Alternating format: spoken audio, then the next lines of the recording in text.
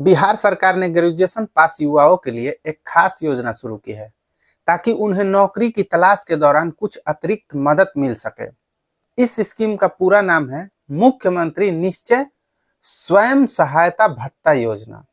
इस योजना के तहत अगर आपने ग्रेजुएशन कंप्लीट कर लिया है और अभी तक किसी जॉब या बिजनेस में नहीं है तो आपको मिल सकती है 1,000 रुपए हर महीने, वो भी 2 साल तक।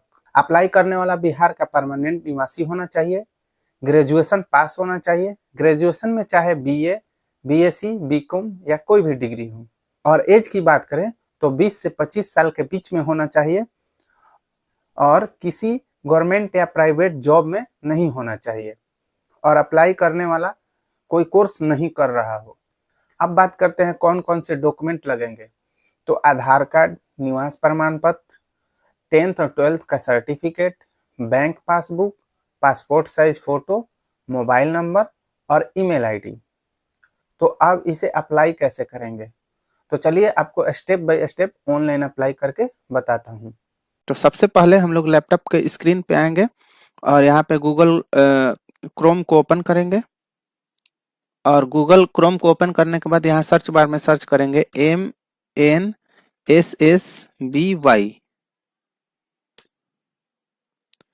सर्च करने के बाद यहाँ पे फर्स्ट वाला लिंक पे क्लिक करेंगे। क्लिक करने के बाद आप देखेंगे कुछ इस प्रकार का इंटरफेस आपको देखने को आएगा। शिक्षा विभाग, योजना एवं विकास विभाग एवं श्रम संसाधन विभाग, ठीक है। तो ज़्यादा टाइम हम वेस्ट नहीं करेंगे आपका, क्योंकि मैंने पहले ही आपको अपने वीडियो में ये सारा डिस्क्राइब कर दिया है। तो यहाँ न्यू एप्लीकेशन रजिस्टर पे क्लिक करेंगे और न्यू रजिस्ट्रेशन क्लिक करने के बाद आपको कुछ इस प्रकार का इंटरफेस देखने को आएगा। फर्स्ट नेम, यहाँ पे एप्लीकेशन फर्स्ट नेम एज पर एसएससी, मतलब कि आपका 10th के सर्टिफिकेट या मार्कशीट पे जो भी नाम होगा तो यहाँ पे फर्स्ट नेम डालना है, ठीक है। और उसके बाद मिडिल नेम अगर आपका होगा तो आप मिडिल नेम डाल सकते हैं, नहीं तो यहाँ पे लास्ट नेम डाल दीजिए, ठीक है।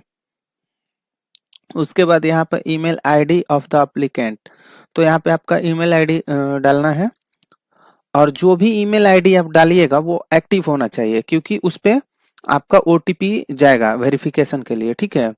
और यहाँ पे आपका आधार नंबर, यहाँ पे आपको आधार नंबर डालना है। उसके बाद मोबाइल नंबर ऑफ एप्लीकेंट, यहाँ पे आपका मोबाइल नंबर चाहिए, तो आप यहाँ पे मोबाइल नंबर डाल लीजिए। यहाँ सेंड ओटीपी पे हम लोग क्लिक करेंगे। तो आपका जो भी यहाँ पे ओटीपी आया है मोबाइल पे, वो मोबाइल वाला ओटीपी यहाँ पे डाल दीजिए।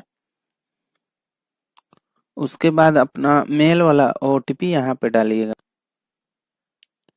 और ये दोनों डालने के बाद आपको यहाँ पे देखने को मिलेगा डिजायर स्कीम।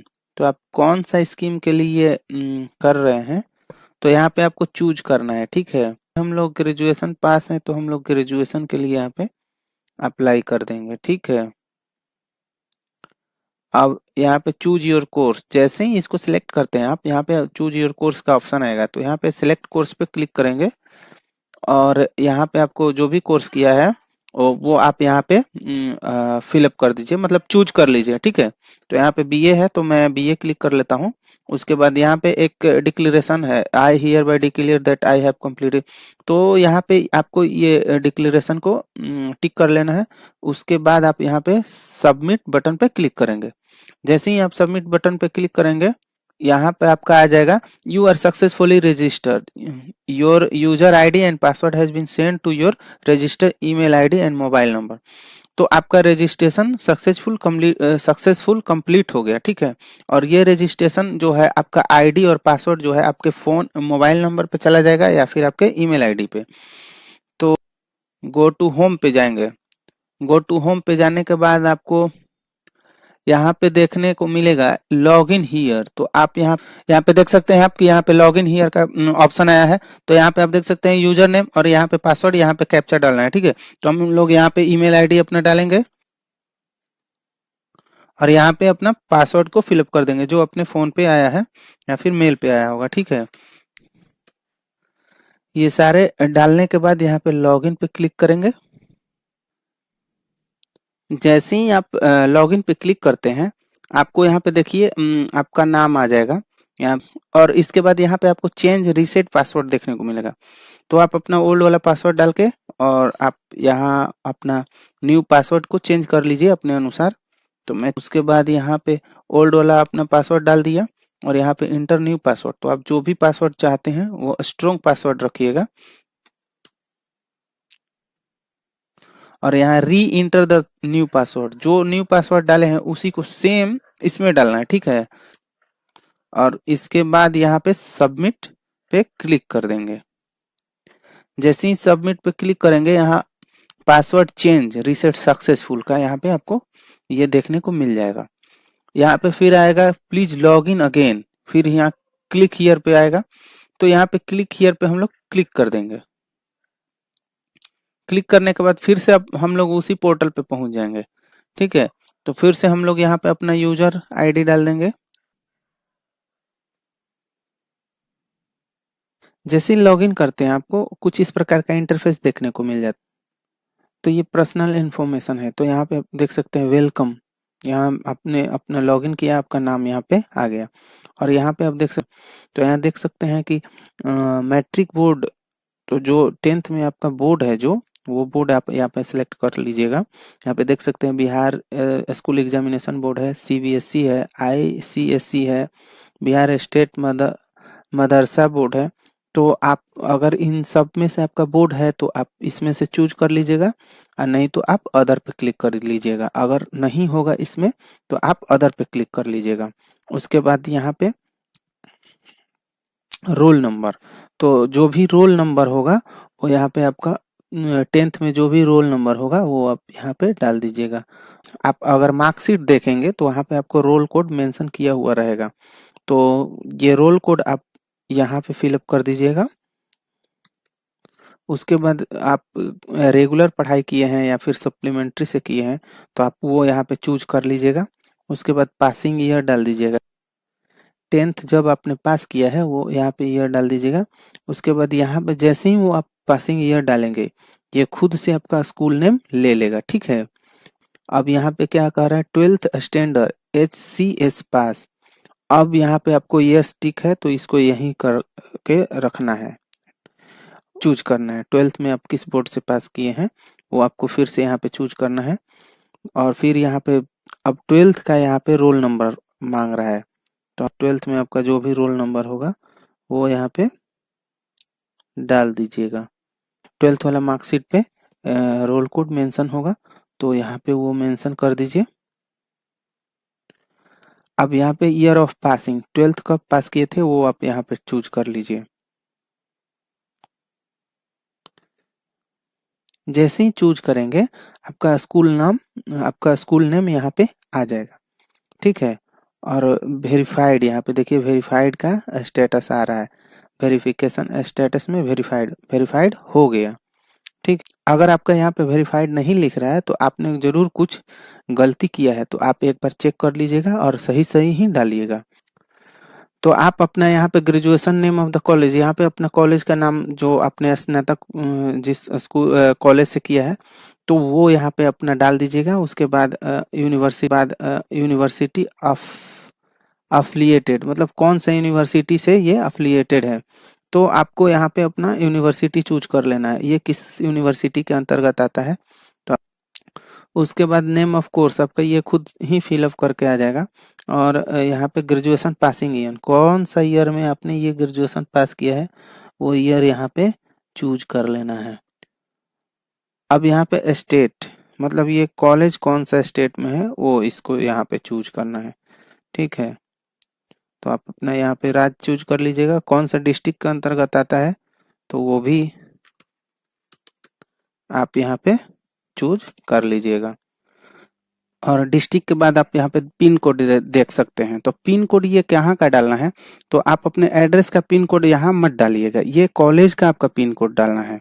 उसके बाद यहाँ पे फिलअप किया हुआ आपका आया है, जैसे नाम, ये फर्स्ट नेम हो गया और उसके बाद ये मिडिल नेम स्किप किए थे हम लोग।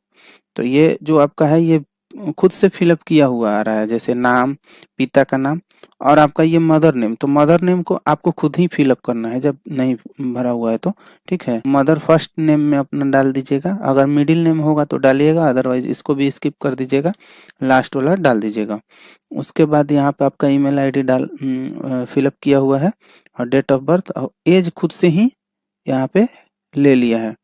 आपका डेट ऑफ बर्थ कितना है और कितना आपका एज हो गया है वो कैलकुलेट करके खुद ही यहाँ पे फिलअप कर दिया है।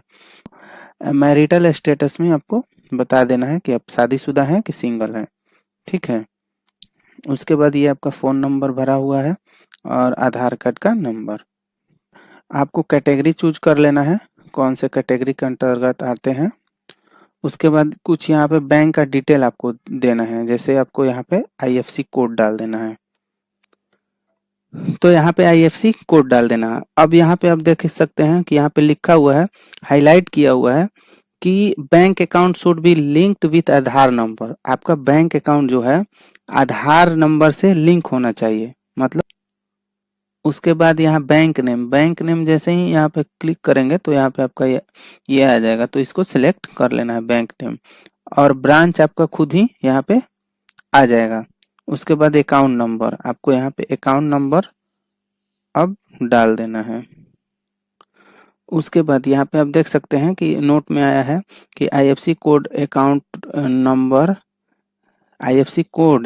Number will not be editable once you submit. एक बार आपने इसे डाल के सबमिट कर दिया तो ये फिर से आप चेंज नहीं कर सकते, एडिट नहीं कर सकते हैं।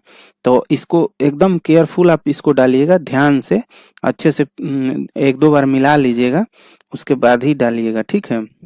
इसको डालने के बाद आपको यहाँ पे परमानेंट एड्रेस पूछेगा, तो अगर आप ग्रामीण क्षेत्र से बिलोंग करते हैं तो रूरल चूज करिएगा, अगर शहरी क्षेत्र से बिलोंग करते हैं तो आप यहाँ पे अर्बन चूज कीजिएगा। उसके बाद यहाँ पे आएगा स्टेट सिलेक्ट करने को, तो स्टेट आप सिलेक्ट कर लीजिएगा। उसके बाद डिस्ट्रिक्ट आपका जो भी जिला होगा, बाद यहाँ पे ब्लॉक मतलब अंचल आप यहाँ पे चूज कर लीजिएगा।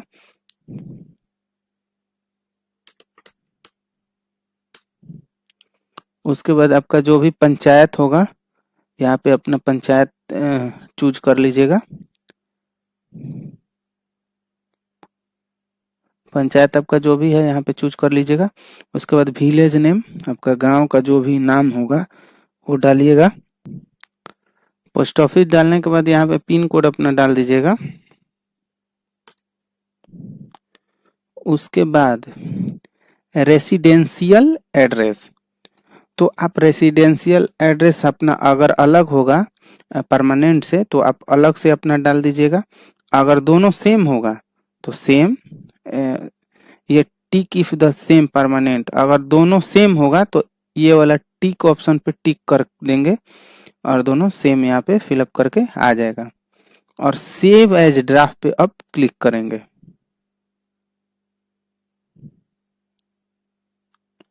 जैसे ही सेव एज ड्राफ्ट पे क्लिक करेंगे तो ये हम लोग का पूरा फिलअप करके ऐसे आ गया।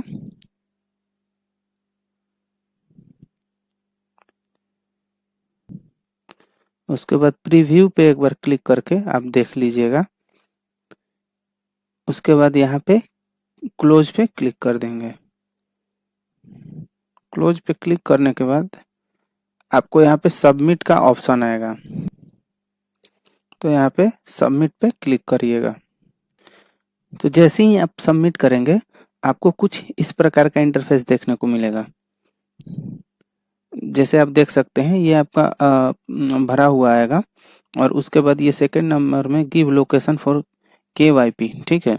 अगर आप फ्यूचर में चाहते हैं KYP के लिए अगर आपको मौका मिले तो आप कहाँ कहाँ मतलब करना चाहेंगे वो प्रेफरेंस आपको देना है। तो यहाँ पे डिस्ट्रिक्ट सिलेक्ट कर लीजिएगा, जिस भी डिस्ट्रिक्ट में आप करना चाहेंगे ट्रेनिंग वो डिस्ट्रिक्ट सिलेक्ट कर लीजिएगा। उसके बाद कौन सा ब्लॉक में करना चाहेंगे उस डिस्ट्रिक्ट के अंदर वो भी अपना सिलेक्ट कर लीजिएगा। ये तीनों प्रेफरेंस देने के बाद यहाँ पे आपको ये देखने को मिलेगा डिक्लेरेशन बाय द एप्लीकेंट, यहाँ पे क्या कुछ एलिजिबिलिटी है ये KYP के लिए, तो यहाँ पे आपको देखने को मिल जाएगा। ये आप पढ़ लीजिएगा अगर आपको इच्छुक हैं तो, अदरवाइज आप इसको स्किप कर दीजिएगा। और ये एक डिक्लेरेशन है, इसको आप टिक करके और यहाँ पे सबमिट बटन पे क्लिक करिएगा। जैसे ही क्लिक करिएगा आपको इस तरह का मैसेज देखने को मिलेगा, please review if everything is in order, you will not be allowed to change any detail after submission. तो आप यहाँ पे ओके कर लीजिएगा। जैसे ही ओके करेंगे आपको ऐसा एक मैसेज आएगा, यहाँ पे देखने को मिलेगा, congratulation you are successfully registered, मतलब आप रजिस्टर हो गए। और यहाँ पे आपका रजिस्ट्रेशन आईडी देखने को मिलेगा, आप नोट डाउन करके रख लीजिएगा, ये आपको फ्यूचर में काम करेगा। ठीक है, उसके बाद यहाँ पे पीडीएफ डाउनलोड, ठीक है, तो आप पीडीएफ डाउनलोड कर सकते हैं, जनरेट ईमेल एक्नॉलेजमेंट, जैसे कि पीडीएफ ये आपका ईमेल पे चला जाएगा। ठीक है, जैसे ही आप इसको क्लिक करेंगे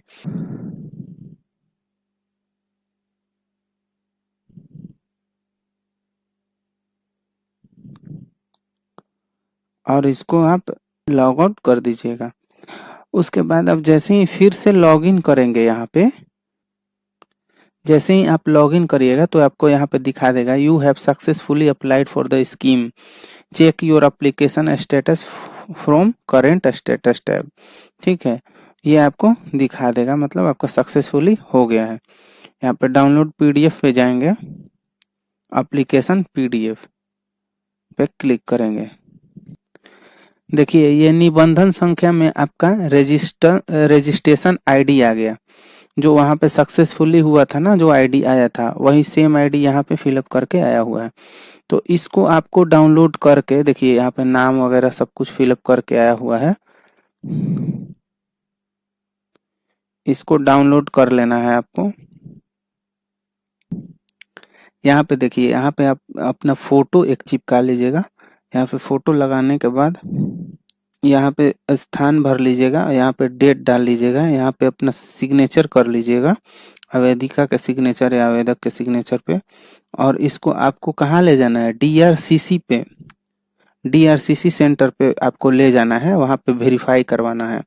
उसके साथ में क्या क्या डॉक्यूमेंट आपको चाहिए वो सारा डॉक्यूमेंट ले लीजिएगा, यहाँ पे मेंशन है। ठीक है, उसके बाद वो जो जो डॉक्यूमेंट यहाँ पे बोला गया है होना चाहिए, जैसे कि आपको स्नातक कक्षा या उसके समक्ष परीक्षा उत्तीर्ण संबंधी प्रमाण पत्र, 10वीं कक्षा आवासीय प्रमाण पत्र। तो ये सारे डॉक्यूमेंट आप एक बार यहाँ से पढ़ लीजिएगा, उसके बाद वो सारे डॉक्यूमेंट लेके जाना है वहाँ पे और वेरीफाई आपको करवा लेने हैं। और एक चीज और आपको बताना चाहूंगा कि ये आपको डीआरसीसी से वेरिफिकेशन फॉर्म फिलअप करने के बाद 60 दिनों के अंदर ये वेरिफिकेशन करवा लेना है, यहाँ पे साफ साफ मेंशन किया हुआ है। तो आपने सारे प्रोसेस समझ लिया कि कैसे मैंने ऑनलाइन अप्लाई कर दिया। एक जरूरी बात आपको ये बता दूं कि जैसे ही आप इसको ऑनलाइन अप्लाई कर देंगे तो वो उसका पीडीएफ डाउनलोड करके और डीआरसीसी में जाके 60 दिन के अंदर इसको वेरिफिकेशन करवा लीजिएगा। और जैसे ही आप वेरिफिकेशन करवा लेते हैं वैसे ही आपको अगले मंथ से पैसा आना शुरू हो जाएगा आपके अकाउंट में।